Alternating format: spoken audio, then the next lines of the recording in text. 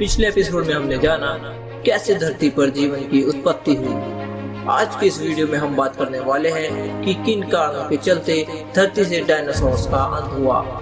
साथ ही जानेंगे उन 3 महत्वपूर्ण घटनाओं के बारे में जो अगर नहीं हुई होती तो धरती से डायनासोर्स का अस्तित्व समाप्त नहीं होता।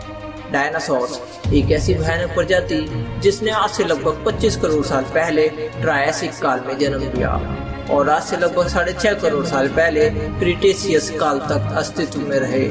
उस समय डायनासोर्स पृथ्वी के हर महाद्वीप पर लगभग 1500 से ज्यादा प्रजातियों के साथ रहा करते थे, जिन्होंने लगभग 15 करोड़ साल तक इस धरती पर राज किया। डायनासोर शब्द का प्रयोग सबसे पहले 1842 में रिचर्ड ओवेंस के द्वारा किया गया, जिसका अर्थ होता है भयानक चिपकली। डायनासोर उस समय के सबसे सफल जीव थे, लेकिन आज से लगभग 6.5 करोड़ साल पहले अचानक ऐसा क्या हुआ? आखिर ऐसी कौन सी घटना घटी जिससे डायनासोर्स का अस्तित्व हमेशा के लिए समाप्त हो गया? मुख्यतः ऐसी 3 घटनाओं को हम जिम्मेदार ठहरा सकते हैं जिनके कारण डायनासोर्स का अस्तित्व हमेशा के लिए समाप्त हो गया। नंबर 1, आज से लगभग 16.5 करोड़ साल पहले ही डायनासोर्स का विनाश तय हो चुका था। अंतरिक्ष में भटक रहा एक छोटा सा एस्ट्रॉइड का टुकड़ा हमारी पृथ्वी से लगभग 20 करोड़ मील दूर स्थित मंगल और बृहस्पति ग्रह के बीच बने एस्ट्रॉइड बेल्ट में घूम रहे एक बड़े से एस्ट्रॉइड से जा टकराता है, जिसके कारण उस बड़े एस्ट्रॉइड की दिशा बदल जाती है और वह एस्ट्रॉइड बेल्ट से निकलकर सीधे पृथ्वी की ओर 10 किलोमीटर प्रति सेकंड की स्पीड से बढ़ने लगता है। अगर यह घटना नहीं हुई होती तो शायद धरती से डायनासोर्स का अस्तित्व खत्म ही नहीं होता। आपको क्या लगता है? कमेंट करके जरूर बताएं।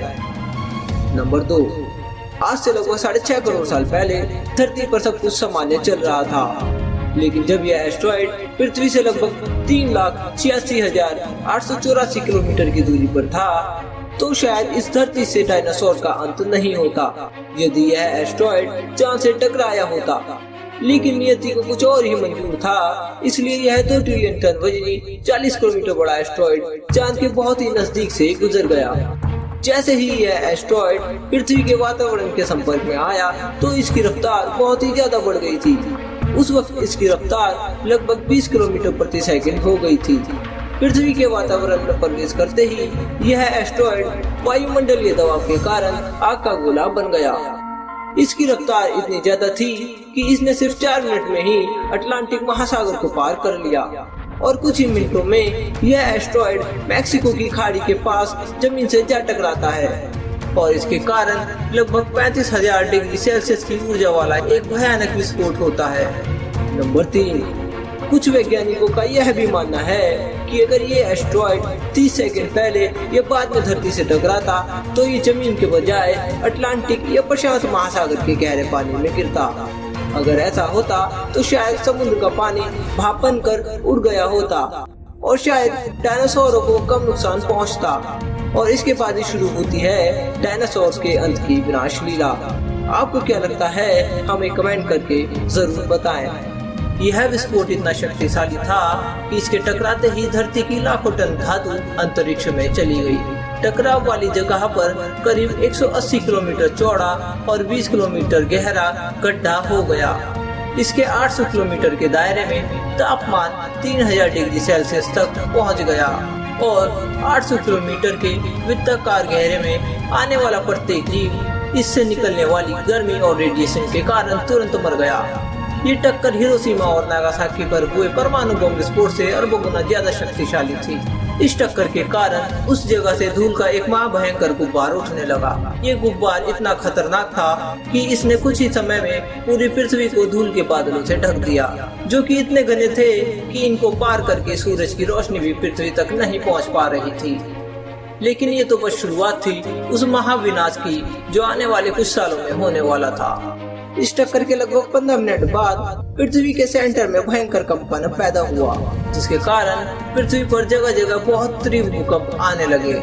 इन भूकंपों की वजह से सभी ज्वालामुखी भी सक्रिय हो गए और साथ ही समुद्री इलाकों में उठने वाली ऊंची ऊंची सुनामी लहरों ने पृथ्वी पर जल तांडव शुरू कर दिया।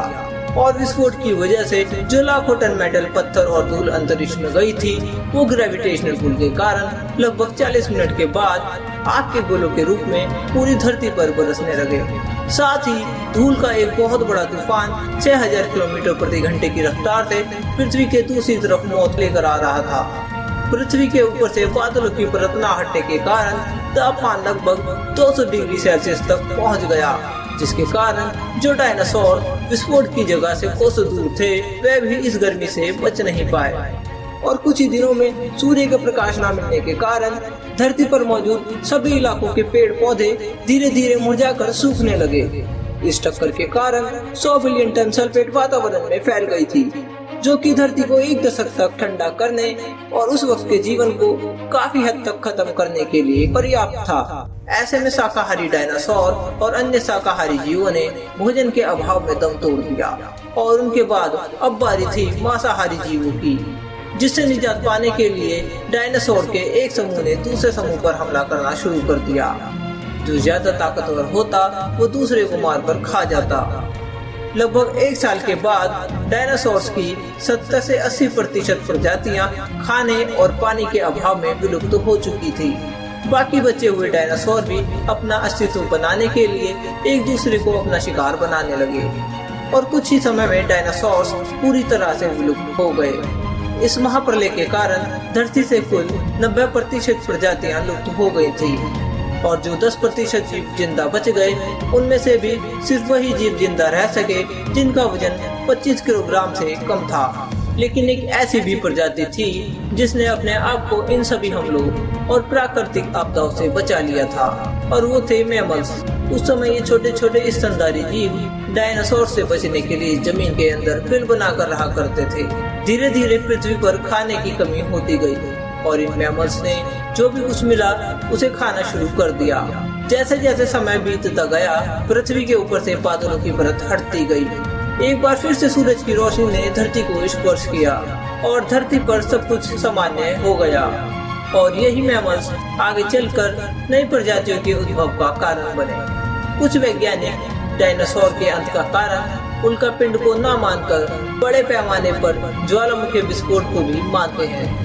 डायनासोर्स के अंत वाली उल्कापिंड थ्योरी भी साक्ष्यों और डायनासोर्स के जीवाश्म के तथ्यों के आधार पर दी गई है, लेकिन ये थ्योरी उसी तरह सर्वमान्य मानी जाती है जैसे ब्रह्मांड का निर्माण बिग बैंग थ्योरी के अनुसार हुआ मानते हैं। और अब आपको यह जानकर बहुत ही आश्चर्य होगा कि डायनासोर आज भी हमारे बीच ही है, बस उनका रूप थोड़ा सा बदल गया है।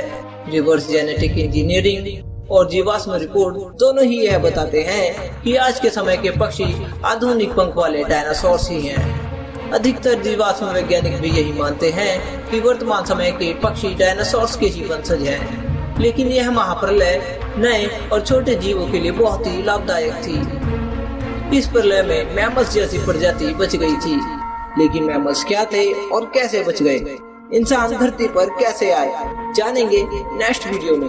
तब तक के लिए जय हिंद, वंदे मातरम।